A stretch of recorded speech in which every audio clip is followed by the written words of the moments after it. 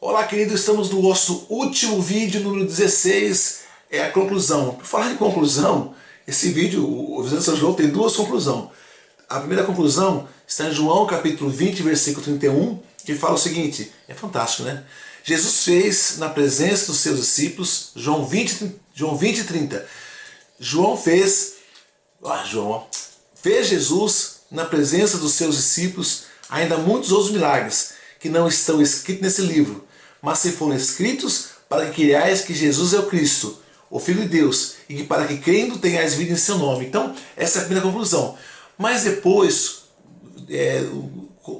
houve um acréscimo, um apêndice, que é o capítulo 21, e tem uma nova conclusão, que tem João 21, versículo 24.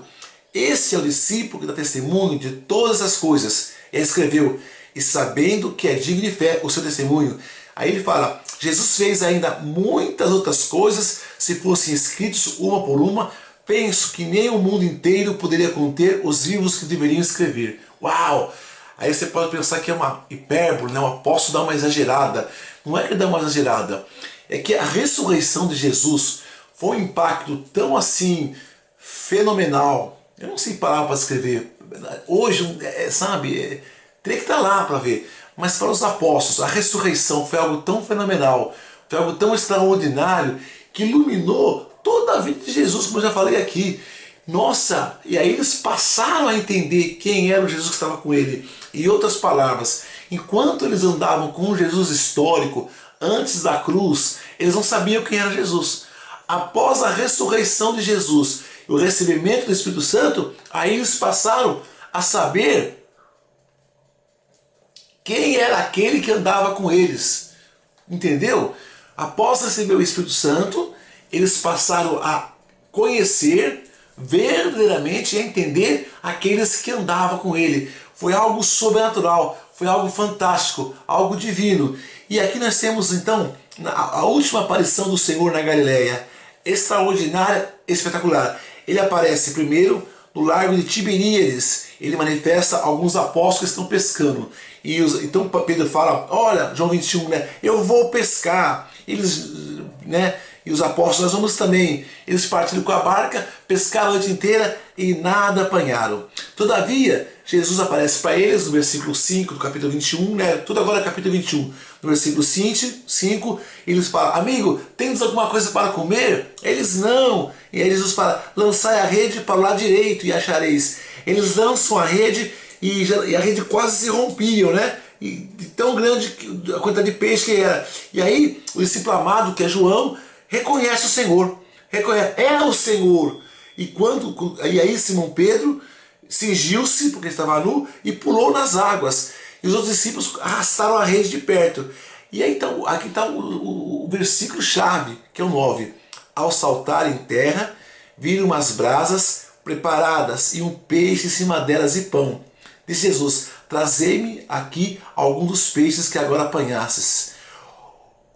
Ou seja, Jesus ele quer mostrar que ele ressuscitou em carne.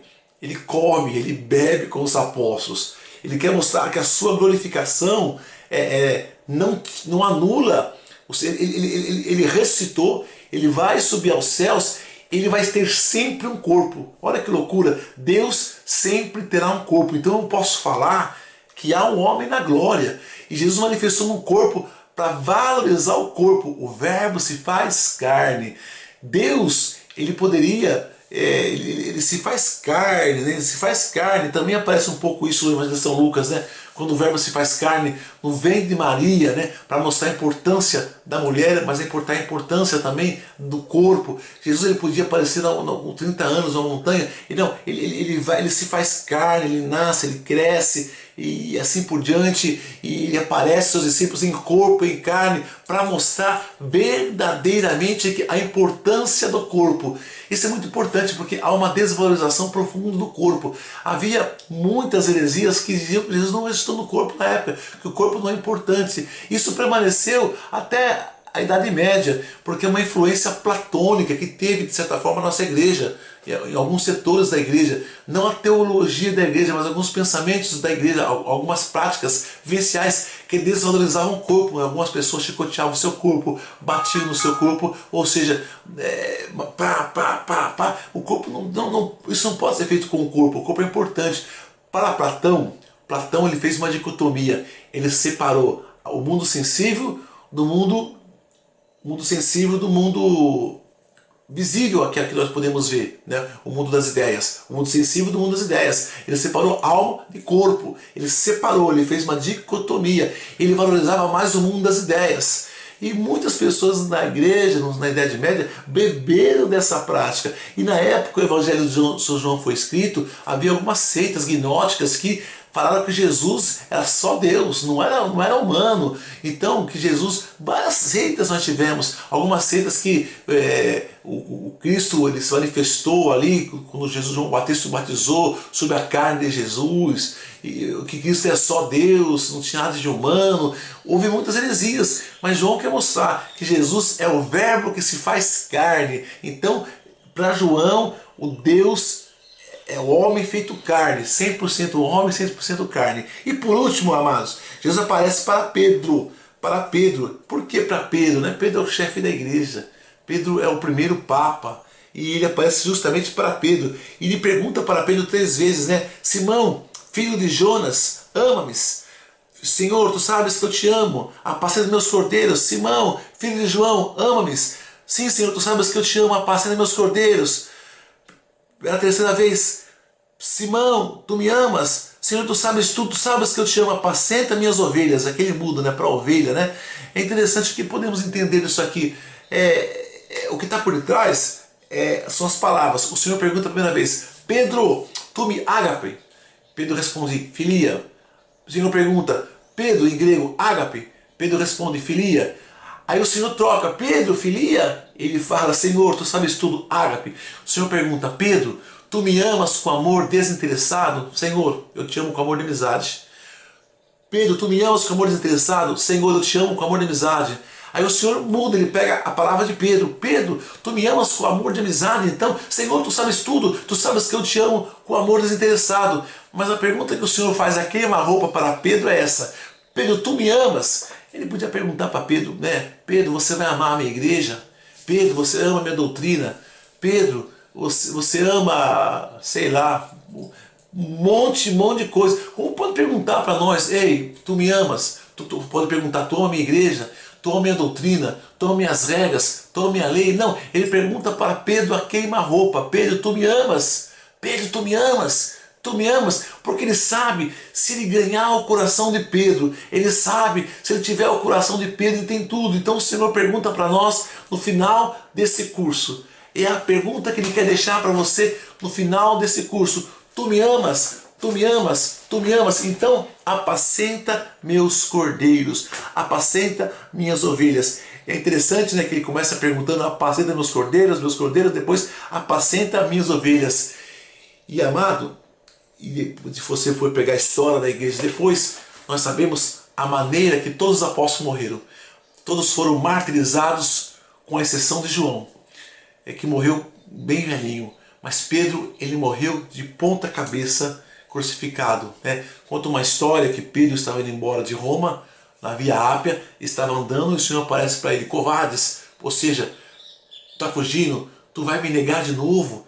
E aí Pedro pega e volta e morre, né, de ponta cabeça pela igreja. Que esse curso possa ter ajudado você a ficar mais de joelhos. Que esse curso possa ter ajudado você a ter mais amor à palavra de Deus. Querido, como eu falei no primeiro vídeo, lembra do primeiro vídeo que eu fiz para vocês, que foi o vídeo de introdução. Eu falei que o mais importante não era o curso.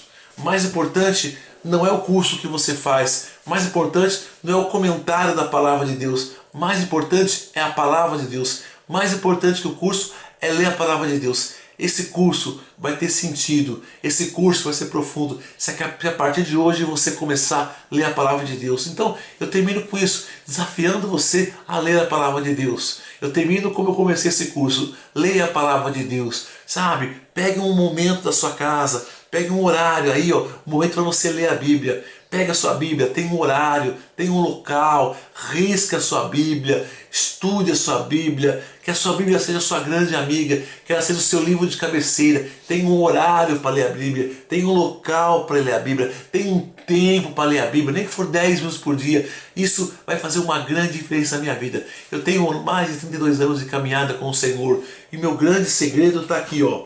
Está aqui, ó, na palavra de Deus. A Bíblia de Jerusalém está aqui, sabe?